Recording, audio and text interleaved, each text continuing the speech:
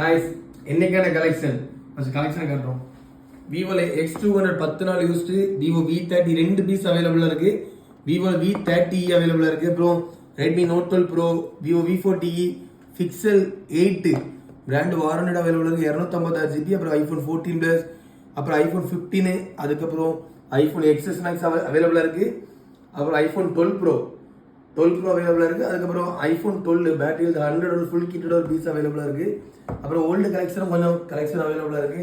Moto X50 bro, nothing phone 1, அப்புறம் Oppo Reno 80, Poco X5, அப்புறம் ஆப்பிள்ல 13, 15 எல்லாமே அவைலபிளா இருக்கு.